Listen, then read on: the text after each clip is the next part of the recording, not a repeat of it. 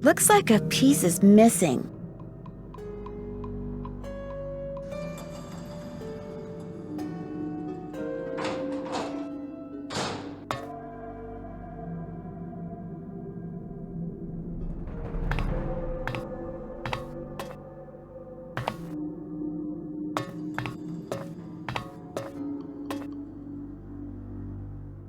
Looks like John Penvellyn may have developed some of the plants that are in here himself.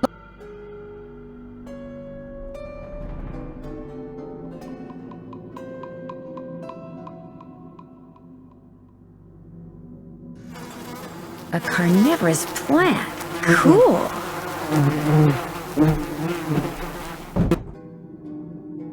That's probably not a good idea.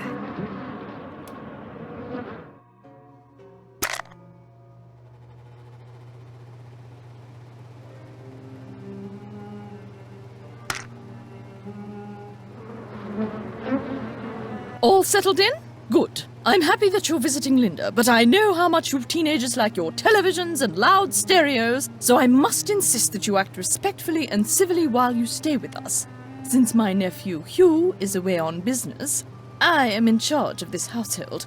And if there's one thing I cannot stand, it's noise. Hugh's daughter Jane is staying with us and would very much like to meet you, but please try not to distract her. She has her studies and mustn't be disturbed during her lessons. Is anyone else staying here? We do not have any permanent house staff, if that's what you mean. The Penvellyns have always been self-reliant. We get on quite well without being continuously mollycoddled by a squadron of insipid, gossiping ne'er-do-wells. Now, we do have two other house guests, are Mr. Nigel Mukherjee, who is researching the Penvellyn family history in the library, and Ethel Bossany, Jane's tutor. Do you know what's wrong with Linda? Oh, Linda simply needs some time to adjust to her new living situation. England is not the United States. We do things differently, or should I say properly, here. The doctor believes it's just a case of nerves.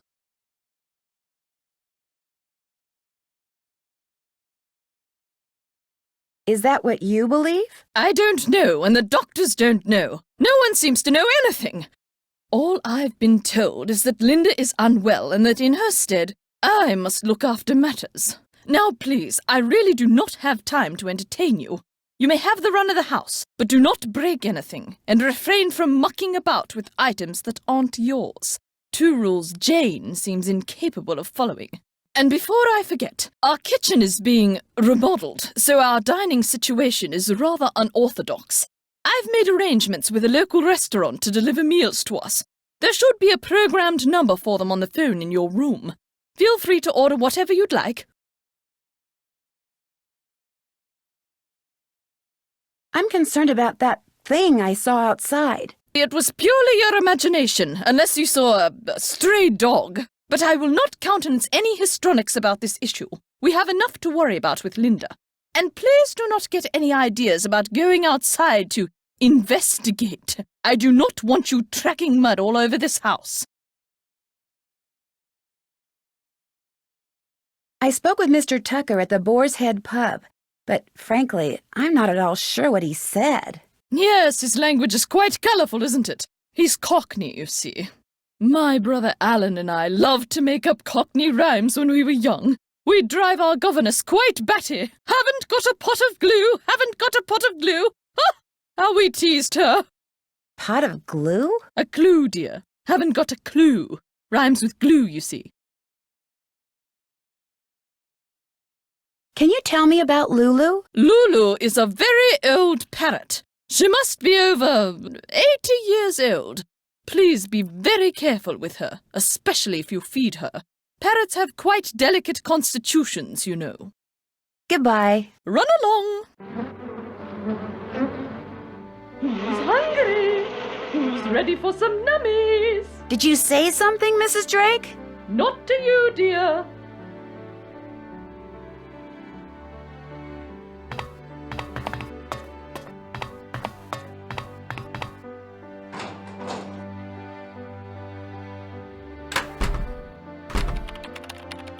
Ah yes, are you here from the agency? It's about time. No, I'm Nancy Drew, a friend of Linda's. How do you do? I'm Nigel Mukherjee. I'm researching the Penvellyn family, and Mrs. Drake has graciously opened the library for me. Nothing much has been written about the Penvellyns. Until now. Why do you think that is? It might have something to do with their scandalous history. Or perhaps it has something to do with the family treasure. Family treasure? For centuries, the Penvellyns have been very secretive. Some believe they're protectors of a fabulous treasure, or of some dark secret. There are several skeletons rattling about in the Penvellyn closet.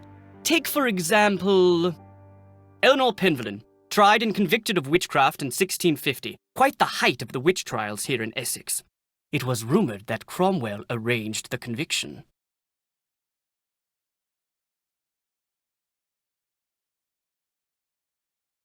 Cromwell? Oliver Cromwell? Ironsides? I suppose they don't teach history any longer in the US. Lady Penvellyn was a rather vocal critic of Cromwell's policies and helped many of his enemies flee the country. Whether she actually was a practitioner of witchcraft is unknown, although many visitors to the manor during her tenure reported hearing strange, ghostly bells. Some even saw phantom hands floating about the manor, tolling their charmed chimes. When I arrived here, I saw some kind of creature with red eyes outside. Perhaps it was the Blackmoor beast. What's that? It's a story that's been told for generations out here. During the 1600s, many of the villagers reported seeing a strange beast with red eyes and giant fangs prowling the moors. They asked the mistress of Blackmoor Manor, Eleanor Penvellyn, to put a bounty on the beast's head. But, oddly enough, she not only refused, she forbade anyone from hunting the creature. It was rumored that the beast was Eleanor's husband, whom she had cursed for finding out too much about the Penvellyn secret. I'll let you get back to your work. Valet! Fascinating piece, isn't it? James Penvellyn sculpted it in 1591, although it appears that wand was added at a later date. He was quite a flamboyant figure and never married, but one day, a child appeared quite mysteriously in the castle, and he took her in as his own. That was Eleanor, and many of the townfolk believed her to be a changeling or fairy baby.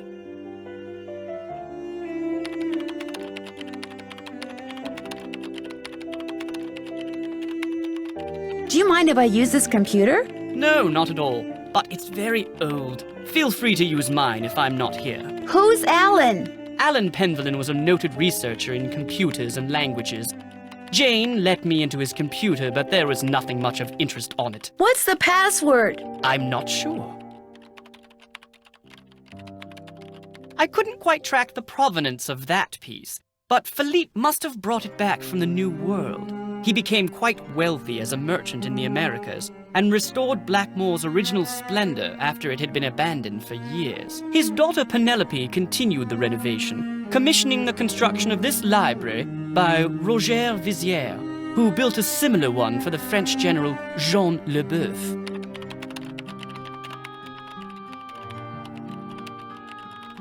Hatchoo! Gesundheit. Danke. Those are mainly Penelope Penvellyn's collections of French novels. She was a patron to a raft of artists, and her salon was quite popular. She was quite the libertine, even kept her maiden name after her marriage.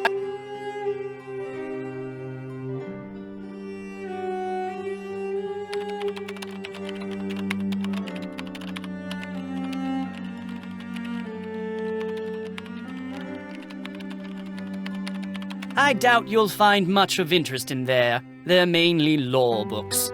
Charles Penvellyn was a prominent judge in the 16th century. Sad to say, he lost his son at a young age, left his estate to his grandson, Thomas.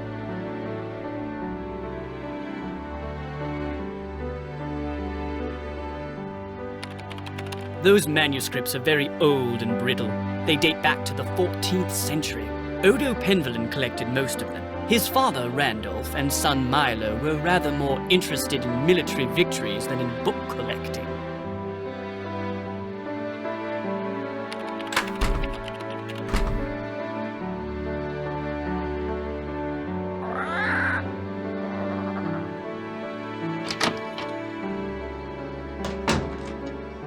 That must be the food I ordered. Ah, loop-de-loop, otherwise known as soup. This smells delicious. And Uncle Fred and Johnny Rudder are just plain old bread and butter.